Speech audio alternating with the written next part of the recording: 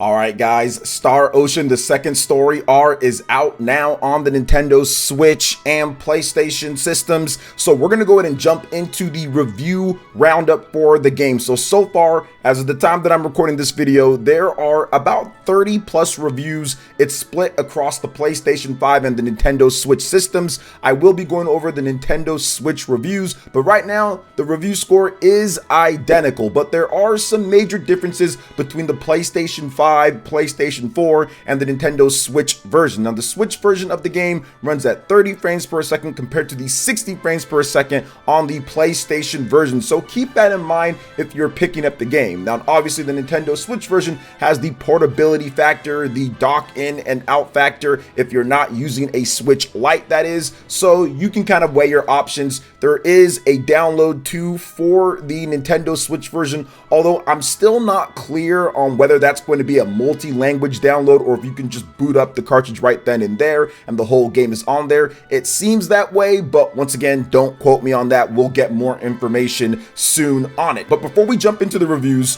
what's good everyone, OJ here. Please make sure you hit that like button, subscribe if you're someone new, and click that notification bell to get the latest on JRPGs, Nintendo Switch, RPGs, live streams, Nintendo Switch 2 content, and more. Now let's go ahead and jump right into these reviews here. We're gonna break it down from the top reviews to the middle reviews to the worst reviews and kind of get a general idea of how good Star Ocean the Second Story R is, because right now it's looking really good with an 86 average on Metacritic. That is one of the highest rated JRPGs of the year, one of the higher rated games of the year as well. Now, digitally downloaded was the only 10 out of 10 or perfect score, and they had this to say. As I said at the start of the review, Star Ocean 2 is the masterpiece of the series. As a hardened diehard Star Ocean fan, I can even excuse the 5th entry in the series in my head, and almost no one likes that one. However, the second occupies a particularly special spot in the upper echelons of the genre. With this remake, Star Ocean the Second Story R, the original has been modernized in the most clever and appropriate way, maintaining all the great qualities that people remember from the PlayStation 1 while giving the aesthetics a luxurious overhaul that makes the game comparable as an artistic endeavor to the finest of the genre today. This is simply not something that someone with even a passing interest in JRPGs should overlook, and that's something that I've been saying as well in my videos. I did a 10 RPG buys video recently, and Star Ocean the Second Story R was in there before I even saw all the reviews or anything. However, the demo was awesome, so there is that too. Now let's go ahead and get into the next big review here from Press Start Australia. They gave it a 9.5 out of 10 and had this to say: Star Ocean the Second Story R is a tremendous remake. It gives the original game a visual overhaul that is simultaneously modern and nostalgic, but it doesn't stop there. It breaks open the mechanics to offer much more depth without destroying the spirit of the original. It's far and away the best way to experience one of the best Star Ocean games and one of the best RPGs ever made. If you're a fan of the genre, you owe it to yourself to check out the Second Story R. It's an absolute gem of a game that's endlessly playable and effortlessly stylish. I love to hear that, and I think that the blend of what they've done with the graphics, making it updated but not updating it too much to where it doesn't feel like the original. So I really like what Press Start Australia had to say there. All right, next up is a 9 out of 10 from Nintendoros, and they said this: Star Ocean the Second Story R is a real gem for the fans of classic RPGs. It's an updated 2.5D graphics, improved gameplay, new artwork, and new soundtrack arrangements make it the best version of what for many was already the best game in the franchise, and I definitely second that. I feel that Star Ocean 3 and Star Ocean 2 were kind of like vying for the best one in the franchise, but with this remake, I think it's pretty definitive and clear which the best game in terms of what you want to play for Star Ocean, a franchise that has struggled in modern times, but this one is really good. Now, next up is a 9 out of 10 Siliconera, and they said Star Ocean the Second Story is among the best games in the series, and I believe the R release cements its role as the strongest entry. All right, good stuff there. Next up is a 9 out of 10 from Nintendo Life, and they said, in a year overflowing with outstanding new RPGs, Star Ocean the Second Story R is among the very best of them.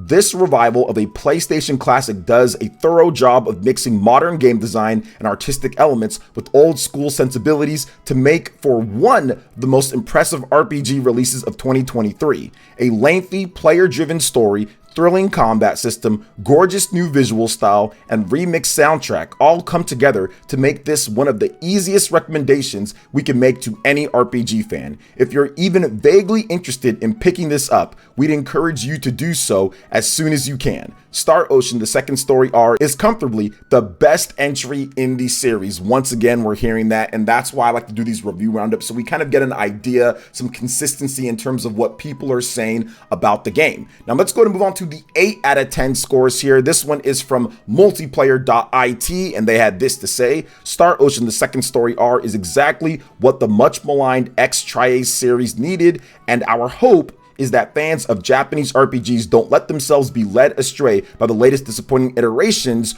or by the deliberately retro look of a title that it really has everything you can look for in this genre. The developers' gem drops performed a small miracle, and perhaps a certain moment even exaggerated with the additions, but the result is an excellent JRPG that combines nostalgia and a modern flair in a great way.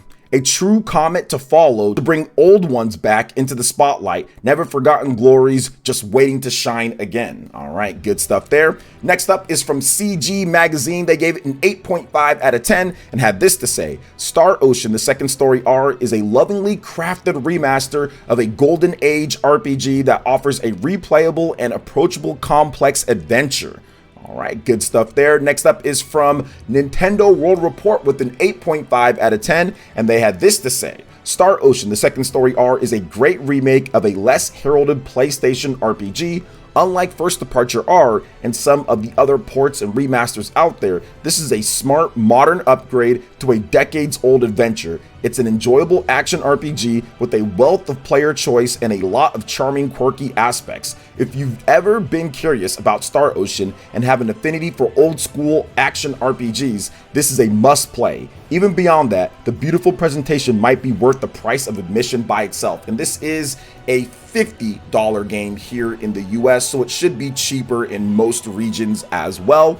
Next up, let's get into the low 8 scores. We got an 8 out of 10 from Pocket Tactics, and they said Star Ocean: The Second Story R is absolutely stunning and could be the best looking game of 2023. Definitely stylistically, he's got a point there. With a gorgeous 2.5D aesthetic, timeless story, and the ability to play the way you want with a range of skills, this is a great entry for new fans to start their Star Ocean journey and a faithful remake for existing fans to return to.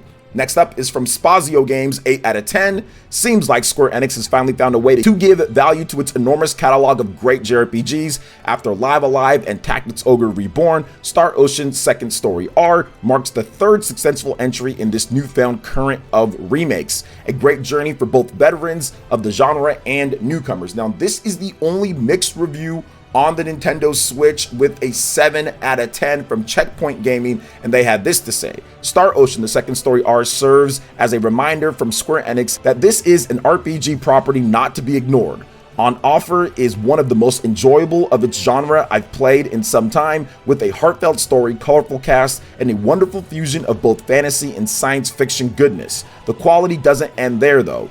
Deep leveling and specialization systems make for meaningful refining of your party, becoming more self-sufficient the further along you get. This complements some battle encounters that are deeper than many other RPGs on the market, always keeping you on your toes. One or two quality of life additions that could have been better implemented aren't a worry for long when you also consider how gorgeous the world of Expel really is. With its characters popping off your screen, a killer title to convert newcomers and satiate longtime fans. This remake is one for all and all for one. Star Ocean forever. I don't know, that last part doesn't match the 7 out of 10. It seems like based off of the ending part there. Maybe some of the quality of life stuff, I get that, but it's just interesting to see what he has to say, hear what this writer has to say, then it's like, well, 7 out of 10, which is a mixed score. You know, this definitely seems more like an 8 out of 10. But either way, it doesn't matter. It's good to get a wide ranging of opinions. I like to see that there are some people at the low end of it, and they have to say what they have to say, or they say what they say, so we can get a broad range of opinions on exactly how good or not the game is. Now, based off of what I've seen from the Nintendo Switch version at the 86, and if you go to the PlayStation 5 version, it's pretty much the same thing. It's an 86. However, it's 17 reviews, and there are no mixed reviews as well, but there are different reviewers for the PlayStation version and the Nintendo Switch version, so keep that in mind. It's not like they're just porting over their review score from PlayStation to Switch or from Switch to PlayStation.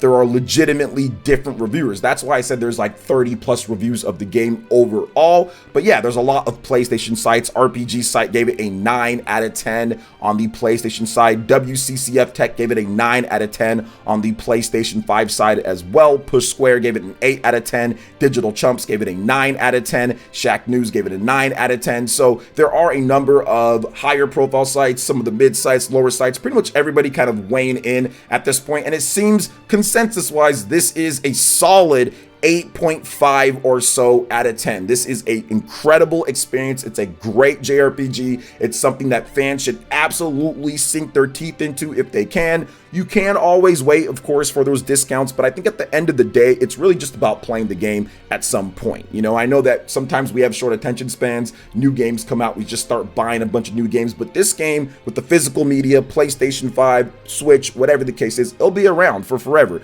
You go pick that up, you're good for the most part, right? So you can pick it up at any point. Maybe there'll be some discounts later as well, but I know I'm going to be picking it up day one at this point. It looks really good. I'll be getting a Nintendo Switch copy. I'll be getting a PlayStation 5 copy. Gotta have one for potential rareness. And of course, I gotta have the PS5 version to support to the maximum. The only issue that I see here, which I wish Square Enix would fix this, is that there's no cross-save. I think that this would be a phenomenal cross-save game to be able to say, okay, if I have a PS4, have a PS5, have a Nintendo Switch, whatever platform it's on, I can simply just pick up and leave off wherever I'm at. So Square Enix really needs to get on that, because they have a lot of games that people would love to do that with. And I think that, yes, you have to make an investment and you have to develop for that, and it's probably a pain in the butt to do it, but at the same time, it could increase sales by a number of percentage points. People will probably buy another copy of the game in order to take advantage of that, or could increase long-term sales if someone's already bought one version